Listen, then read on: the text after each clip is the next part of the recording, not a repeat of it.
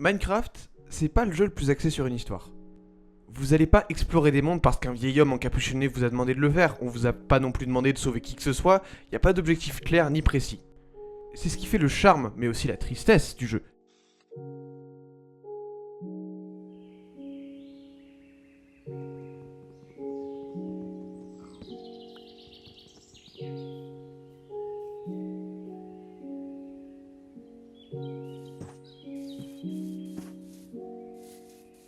Ça crée cette fameuse boucle menant jusqu'à l'ennui inévitable qui va vous faire quitter votre partie au bout d'un moment. Mais ce qui est du coup intéressant, c'est qu'en faisant ça, de manière non intentionnelle je pense, le jeu est très contemplatif et il nous met de force devant notre propre solitude. En regardant tout ce vide, toute cette absence de narration totale, on est tenté de faire des réflexions sur la vie, de s'inventer notre propre histoire et qui sans nous n'existerait pas.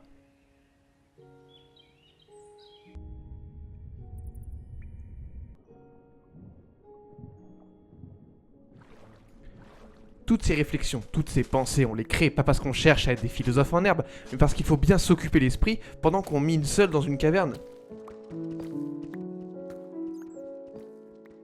Qu'on construit une maison.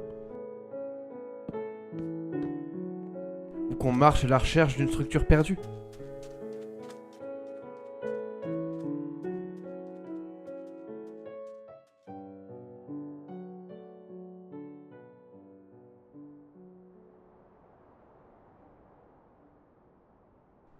Et puis,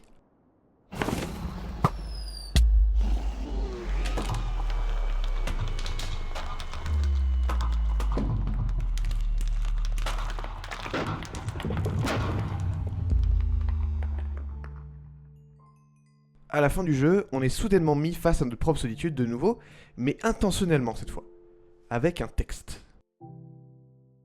Un texte écrit par Julian Gow, un écrivain irlandais qui a aussi fait chanteur. Je vais pas vous faire toute sa biographie, c'est pas le sujet. Toujours est-il qu'il savait ce qu'il faisait, et donc que le message de ce poème peut être vu comme une œuvre faisant partie intégrante de Minecraft. Genre c'est pas juste quelque chose qu'on balance comme ça aux joueurs pour donner un semblant d'histoire et de sentiment de fin. Il y avait une intention qui est, je trouve, magnifique. Le texte commence par le pseudo du joueur ayant fini le jeu. Choisissez celui que vous voulez. On peut penser d'abord que c'est pour nous remercier d'avoir enfin terminé le jeu. On a battu l'Under Dragon, petit texte victoire, et soudainement, ça se transforme en dialogue entre deux interlocuteurs.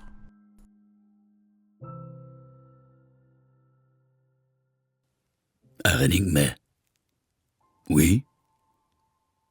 Prends soin de lui. Il a atteint un niveau supérieur maintenant. Il peut lire nos pensées. Cela n'a pas d'importance. Il pense que nous faisons partie du jeu.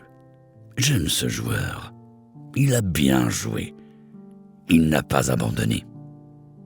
Il lit nos pensées comme s'il lisait des mots sur un écran. C'est ainsi qu'il choisit d'imaginer beaucoup de choses lorsqu'il est profondément plongé dans le rêve d'un jeu. Qui sont-ils? On ne sait pas. On va pas nous le dire d'ailleurs. Pour eux, le rêve est un jeu. Et en soi, ils ont raison. On cherche à vivre quelque chose d'autre que le monde réel, après tout. Ce même jeu et rêve, une fois fini, nous permettrait d'atteindre un plan d'intelligence supérieure. Et cette nouvelle intelligence, elle nous permettrait du coup de les entendre et de les lire, ces deux êtres omniprésents. Autrefois, ils entendaient des voix, avant que les joueurs puissent lire, à l'époque où ceux qui ne jouaient pas traitaient les joueurs de sorciers et sorcières. Et les joueurs rêvaient qu'ils volaient dans les airs, sur des bâtons propulsés par des démons. À quoi rêvait ce joueur? Ce joueur rêvait de lumière du soleil et d'arbres, de feu et d'eau. Il rêvait qu'il créait. Il rêvait qu'il détruisait. Il rêvait qu'il chassait et qu'il était chassé. Il rêvait d'un abri. Ce parallèle entre une aventure Minecraft et celle de ce qui semble être une partie de Donjons et Dragons, elle est intéressante. Il part de l'évolution du jeu vidéo comme d'une sorte d'interface, de la même manière que le jeu de rôle, il nous mettait en immersion dans la peau d'un personnage. Ça permet de créer un contexte, de nous faire comprendre que on va au-delà du simple amusement qu'un jeu peut nous procurer. Mais quelle vraie structure ce joueur a-t-il créée dans la réalité derrière l'écran? Il a travaillé avec 1 million d'autres à sculpter un véritable monde dans un repli de l'être et à créer un monde pour dans le lait. Il ne peut pas lire cette pensée. Non, il n'a pas encore atteint le niveau le plus élevé. Celui-là, il doit l'atteindre dans le long rêve de la vie, pas dans le court rêve d'un jeu. C'est-il que nous l'aimons? Que l'univers est bienveillant? Ça, c'est super intéressant d'un coup. Maintenant que le jeu est fini, il se permet de nous faire sortir de notre immersion. On n'est pas un survivant, non. On est un humain ayant vécu une aventure unique. Mais ce n'est pas assez, car l'aventure de notre véritable vie, elle n'est pas terminée. Nos deux interlocuteurs traitent la vie et le jeu de la même manière, tous les deux comme des rêves. Comme s'il existait un autre plan encore plus supérieur, et que pour l'atteindre, il faut terminer la nôtre. Il y a des moments où il est triste dans le long rêve. Il crée des mondes sans été et il grelotte sous un soleil noir et il prend sa triste création pour la réalité. Je veux leur dire qu'ils construisent de vrais mondes dans la réalité. Parfois, je veux leur dire leur importance pour l'univers. Parfois, quand ils n'ont pas fait de vraies connexions depuis un moment, je veux les aider à prononcer le mot qu'ils craignent. Ce serait si facile de leur dire « C'est trop puissant pour ce rêve ». Leur dire comment vivre, c'est les empêcher de vivre. Le guérir de sa tristesse le détruirait. La tristesse fait partie de sa propre tâche intérieure. Nous ne pouvons pas intervenir. Cette partie du dialogue, elle est assez longue. Elle n'est pas faite pour être lue, elle est faite pour qu'on arrête de lire, pour qu'on recule dans notre chaise et qu'on fasse des parallèles nous-mêmes avec notre propre réalité. Si il existait un moyen de savoir comment vivre, est-ce que vous le suivriez? Des instructions précises sur quoi dire à quelqu'un, quoi faire à quel moment. Si vous aviez une machine à voyager dans le temps, est-ce que vous la prendriez pour aller réparer les erreurs que vous auriez pu faire un jour? Mais si vous effaciez ces erreurs, si vous suiviez des instructions à la lettre, qui êtes-vous? Vous-même? Ou un résultat d'une série de commandes précises écrites par un autre? Je m'attendais pas à vivre une crise existentielle en finissant Minecraft. Mais c'est là-dessus que Notch voulait qu'on aille en fait. C'est pour nous montrer la beauté du libre arbitre qu'il nous a donné avec ce jeu. Chaque partie de Minecraft se ressemble en soi. On mine du bois, on chope du fer, on construit une maison, mais à chaque fois c'est unique. Et les deux interlocuteurs, ils veulent nous le montrer ça. Mais ils veulent aussi aller plus loin. Qui sommes-nous? Autrefois, on nous appelait l'esprit de la montagne, Père Soleil, Mère Lune, esprits ancestraux, esprits animaux, djinns, fantômes, l'homme vert, puis Dieu, démon, ange, poltergeist, aliens, extraterrestres, leptons, quarks. Les mots changent. Nous ne changeons pas. Nous sommes l'univers.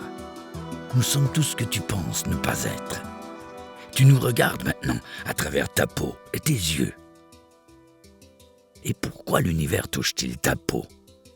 Et projette-t-il de la lumière sur toi? Pour te voir, joueur, pour te connaître et pour être connu.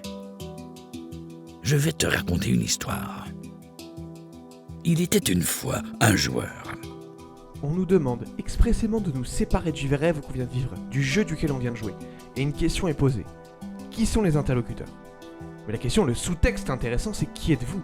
Qui suis-je? Qui est le joueur, cet humain que l'univers regarde par sa lumière? Les atomes du joueur étaient dispersés dans l'herbe, les rivières, l'air, la terre. Une femme les rassembla, elle les but, les mangea, les respira. Et la femme assembla le joueur dans son corps. Et le joueur s'éveilla du monde chaud et sombre du ventre de sa mère dans le long rêve.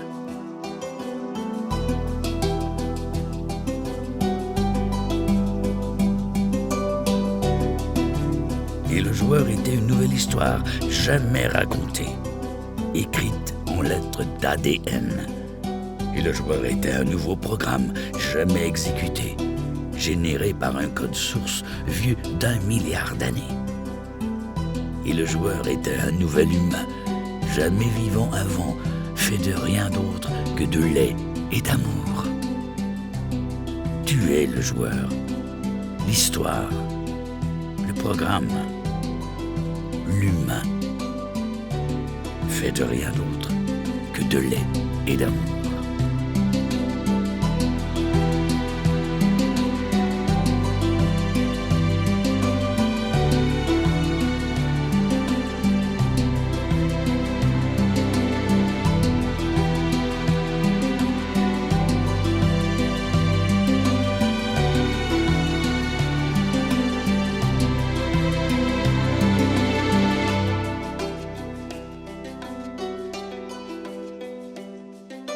Le joueur est aussi l'univers.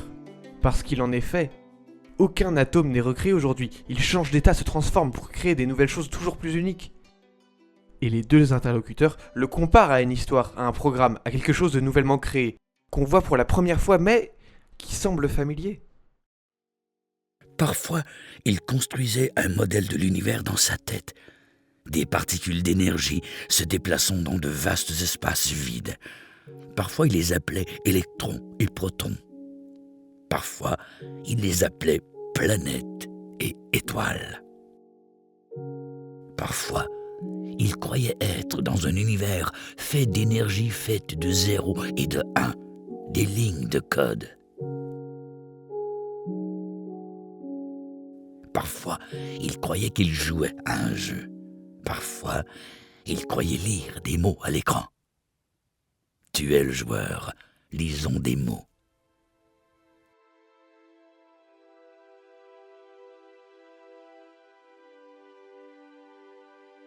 En continuant comme ça, on se rend compte de qui sont vraiment les interlocuteurs. Ils se disent comme étant l'univers, mais nous le sommes aussi. Donc ce que nous regardons là, ce que nous lisons, c'est notre existence elle-même en train d'essayer de se comprendre. Et nous nous comprenons comme des êtres vivants. Et parfois le joueur croyait que l'univers lui avait parlé à travers les 0 et les 1, à travers l'électricité du monde, à travers les mots défilant à la fin d'un rêve. Ce poème de fin de jeu, c'est nous-mêmes et ce dont nous nous sommes faits en train de se regarder dans un miroir, en passant par l'interprétation de deux personnages fictifs, deux inventions de l'univers pour tenter de comprendre ce qu'ils vivent. Le message final de Minecraft, c'est nous-mêmes qui regardons notre rêve fini et réalisons que si celui-ci est terminé, notre vie continue et qu'elle sera également pleine d'aventures. Elle sera remplie de moments sombres, de tristesse, mais si on le savait, si on savait tout ce qui allait arriver, alors on ne serait pas nous-mêmes. Et l'univers disait « Je t'aime ». Et l'univers disait « Tu as bien joué ». Et l'univers disait « Tout ce dont tu as besoin est en toi ». Et l'univers disait « Tu es plus fort que tu ne le sais ». Et l'univers disait « Tu es la lumière du jour ». Et l'univers disait « Tu es la nuit ». Et l'univers disait « L'obscurité que du combat est en toi ». Et l'univers disait « La lumière que tu cherches est en toi ». Et l'univers disait « Tu n'es pas séparé de toute autre chose ». Et l'univers disait « Tu es l'univers qui se goûte lui-même, se parle à lui-même, lit son propre code ». Et l'univers disait « Je t'aime parce que tu es l'amour ». Et le jeu se termina, et le joueur se réveilla du rêve.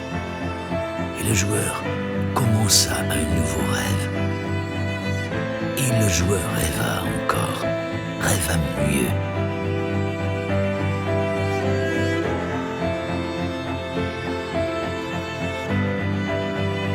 Et le joueur était l'univers. Et le joueur était l'amour. Tu es le joueur. Réveille-toi.